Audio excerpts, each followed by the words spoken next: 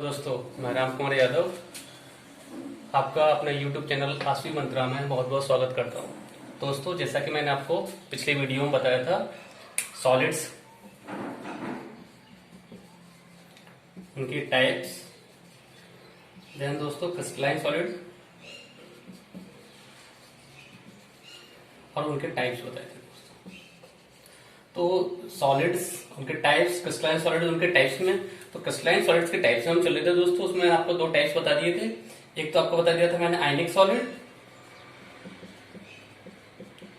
और दूसरा दोस्तों बता दिया था आपको मेटेलिक सॉलिड। इसके अलावा दोस्तों दो टाइप्स और बताए थे आपको मैंने इसके, एक मॉलिक्यूलर सॉलिड्स और दूसरा आपका कोवलेंट सॉलिड्स। आज दोस्तों हम तीसरे वाले सॉलिड के टाइप्स से चलते हैं मॉलिक्यूलर सॉलिड्स पर। मॉलिक्यूलर सॉलिड्स क्या है? तो दोस्तों मॉलिक्यूलर सॉलिड जो है इसको जरा अच्छे से समझिएगा, क्योंकि मॉलिक्यूलर सॉलिड और कोवलेंट सॉलिड दोनों एक जैसे लगते हैं। मॉलिक्यूलर सॉलिड्स क्या है दोस्तों? इसे हम समझते हैं, इसे हिंदी में आप आणविक ठोस भी कह सकते हैं। क्या कह सकते हैं दोस्तों? आणविक ठोस। क्योंकि दोस्तों इसके नाम से ही पता चल रहा है ये क्या है, मॉलिक्यूलर सॉलिड्स। दैट मीन्स इनके जो कॉन्स्टिट्यूएंट पार्टिकल्स होंगे वो क्या होंगे? मॉलिक्यूल्स होंगे। जैसा दोस्तों मैंने आपको पहले बताया कि डेफिनेशन चारों टाइप्स की बहुत आसान है।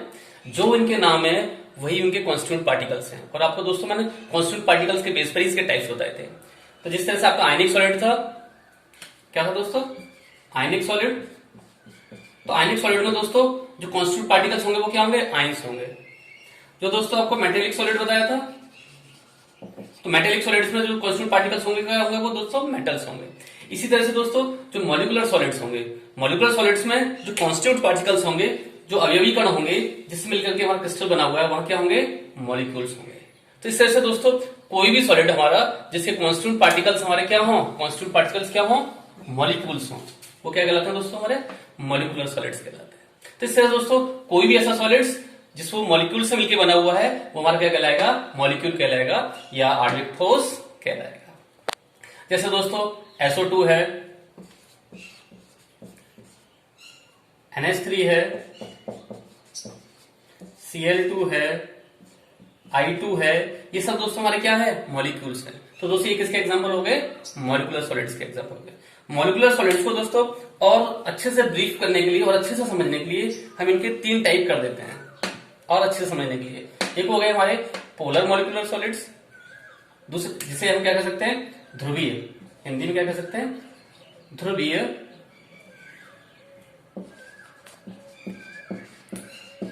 ध्रुवीय ठोस कह सकते हैं। दूसरे हो गए दोस्तों हमारे नॉन पोलर, या जिसे हम अध्रुवीय ठोस भी कह सकते हैं। तीसरे हो गए हमारे हाइड्रोजन बॉन्डेड सॉलिड, यानी जिसमें दोस्तों क्या पाए जाते हैं? हाइड्रोजन बंध पाए जाते हैं। तो इस तरह से दोस्तों जो हमारे मॉलिक्यूलर सॉलिड है वो तीन तरीके के हो सकते हैं। पोलर मॉलिक्यूलर सॉलिड यानी ध्रुवीय बंध हमारे, दूसरे हमारे नॉन पोलर हमारे मॉलिक्यूलर सॉलिड्स या अध्रुवीय सॉलिड्स भी कह सकते हैं, और दूसरा हो गया आपका हाइड्रोजन बॉन्डेड मॉलिक्यूलर सॉलिड्स या हाइड्रोजन बंध युक्त आपके मॉलिक्यूलर सॉलिड्स। इनको दोस्तों हम एक एक करके पढ़ें। पोलर मॉलिक्यूलर सॉलिड्स कौन से होंगे? तो नाम से पता चल रहा है दोस्तों, पोलर मॉलिक्यूलर सॉलिड्स।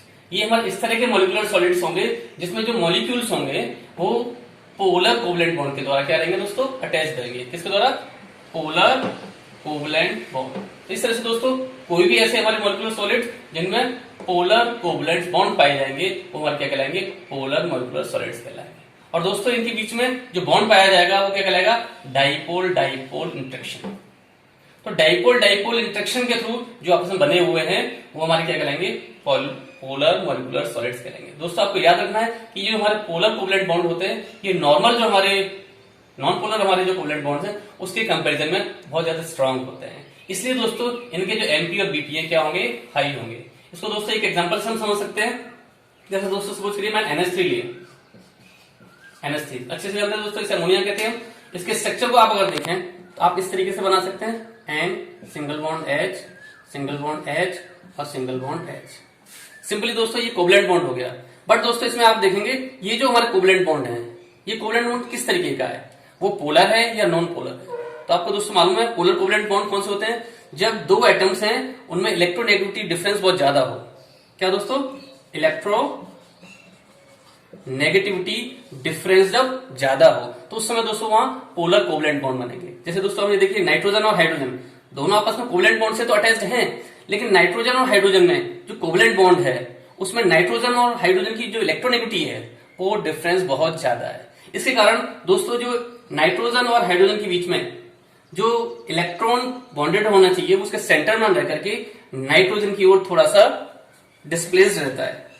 इसकी ओर दोस्तों नाइट्रोजन की ओर डिस्प्लेस्ड रहता है, जिसके कारण नाइट्रोजन पर पार्शियली नेगेटिव चार्ज आ जाता है और हाइड्रोजन पर पार्शियली पॉजिटिव चार्ज आ जाता है। और इसके कारण दोस्तों ये डाइपोल डाइपोल की तरह रिएक्ट करने लग जाता है और इस तरह से ये डाइपोल डाइपोल इंटरेक्शन से क्या हो जाता है दोस्तों, बॉन्डेड हो जाता है। तो इस तरह से इसमें पोलर कोवलेंट बॉन्ड है और पोलर कोवलेंट बॉन्ड के कारण इसमें डाइपोल डाइपोल इंटरेक्शन आया हुआ है। इसलिए दोस्तों ये हमारे सॉलिड्स हैं वो इस तरह के कोवलेंट मॉलिक्यूलर सॉलिड या पोलर मॉलिक्यूलर सॉलिड्स कहलाते हैं।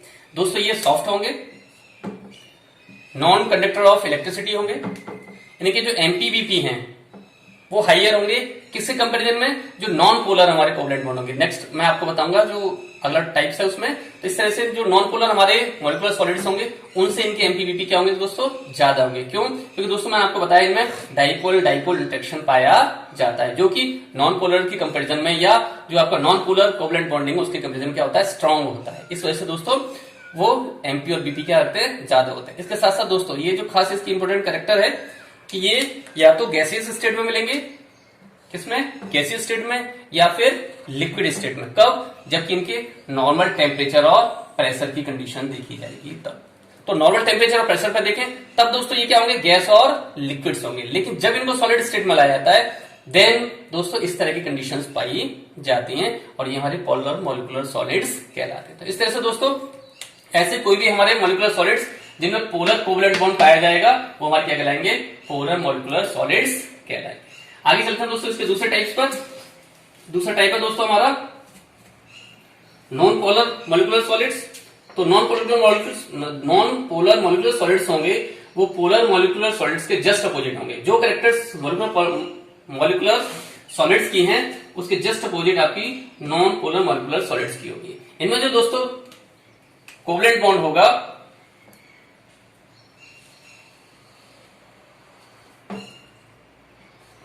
वो नॉन पोलर कोवलेंट बॉन्ड के द्वारा टेस्ट करेगा।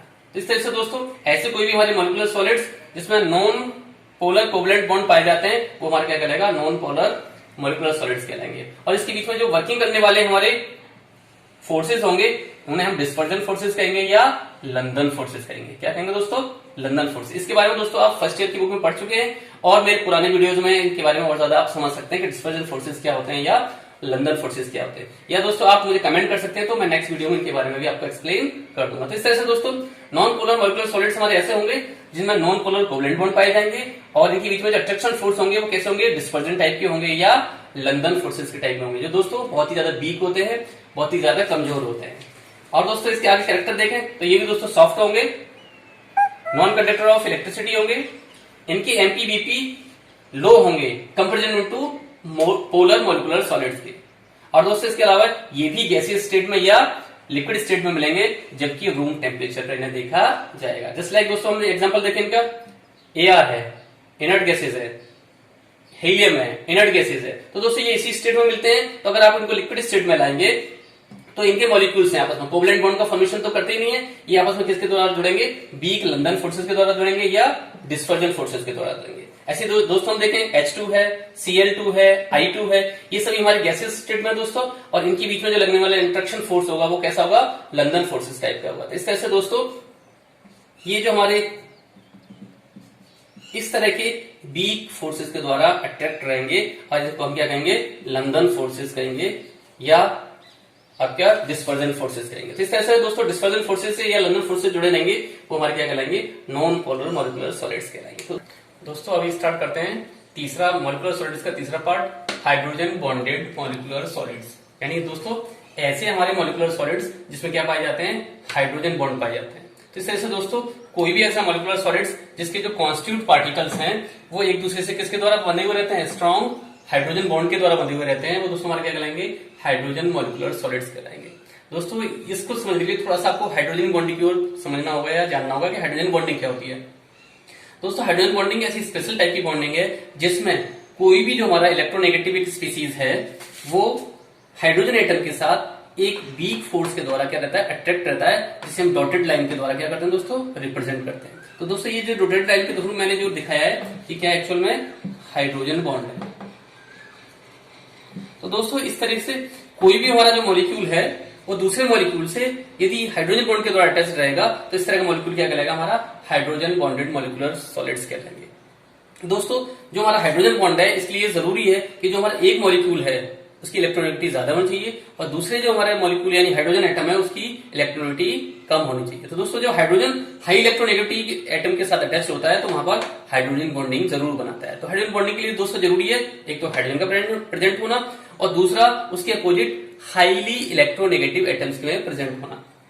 दोस्तों कुछ इस तरह के एटम्स हैं जो हाइड्रोजन बॉन्डिंग बनाते हैं, उनमें से एक O है, एक N है, एक F है। दोस्तों ये जो हाँ एटम्स होंगे हमारे वहां जरूर हमारा क्या होगा, हाइड्रोजन बॉन्डिंग होगा और इसके थ्रू जो भी दोस्तों हमारे अटैच हमारे एटम्स होंगे वो हमारे क्या बनेंगे, हाइड्रोजन बॉन्डिंग का फॉर्मेशन करेंगे। दोस्तों मैंने यहाँ पर जो एग्जांपल लिया है वो किसका लिया है, आइस का लिया है।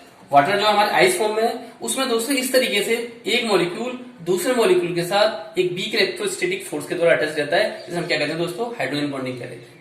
और इस हाइड्रोजन बॉन्डिंग के कारण ही दोस्तों ये किसमें होते हैं, सॉलिड स्टेट में होते हैं और इनके जो एमपी और बीपी हैं वो कंपेरिजन टू हमारे जो पोलर मॉलिक्यूलर सॉलिड्स हैं उसके कंपेरिजन क्या होते हैं दोस्तों, ज्यादा होते हैं। इसके साथ साथ दोस्तों ये भी हमारे नॉन कंडक्टर ऑफ इलेक्ट्रिसिटी होंगे।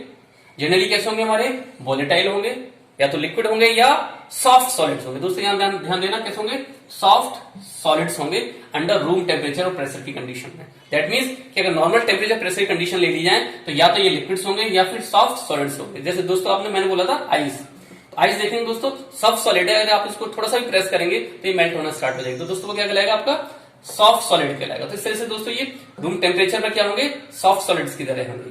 तो इस तरह से दोस्तों ये आपने तीसरा टाइप भी पढ़ लिया, hydrogen molecular solids. Next video में दोस्तों आपको मैं जो इसका सेकंड टाइप्स है वो आपको बताऊंगा, जो लास्ट रह गया है कोवलेंट